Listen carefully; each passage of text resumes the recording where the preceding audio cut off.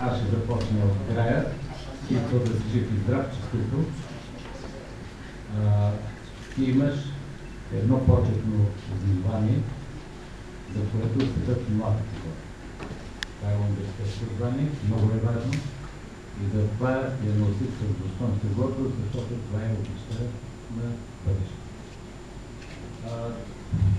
За Христо не знам какво да кажа, защото първо много го обичам, не съм си задал въпроса да ме изревнува моята пенка съпругата му, но не съм си задал въпроса защо. Може би съм свикнал да обичам човек. Ще ви разкажа само две неща, много кратко и да ми го бъдат. Една случайност, пътувам от Валенция за Барселона, с кола с моята съпруга, спирах на полицай, явно направих някакво нарушение. Разбира се, испанския ми е до Буенос Айрес, защото те ми какво е да спият, аз питах Буенос Айрес, така се разбира. И не може да се разбереме, както се казва, човек и той не знае български, поне и турски да знаеш, ще сме сходни. И започва да ми обяснява, че някаква дела съм направил и аз така с ръце, с крака, правя опити да му обясня, и съм от България, питам на кантримата и така. Нали, както гусът.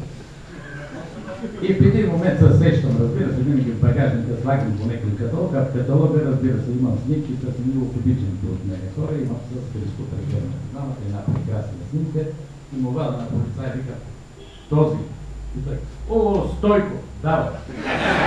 Така че благодарение на спаси. Другото, което искам да ви кажа е по-сериозно, колеги. Първо много се радвам, че този прекрасен университет удостоява този човек. Много отдавна трябваше да бъде удостоен с такова звание. По една проста причина, че вижте, Христо мина и през доброто, но и през лошото. Ние сме такъв народ. Силно мразим и силно обичам. Мина и през болката, мина и през радостта, но времето така ще остави само това, което човек е направил в живота си. Днеска той заслужава безкрайно това научно звание по една проста причина. Христо има много малкото България, който даде голям урок на света по география.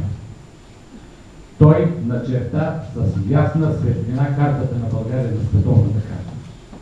Няма държава на планетата, която да не знае кой е стои. А сте в България. Така че благодаря ти, че вкара България в световната карта. Христо, това е твоята голяма лекция, която ти изнесе в живота си и то в интерес на нашата работа. Благодаря.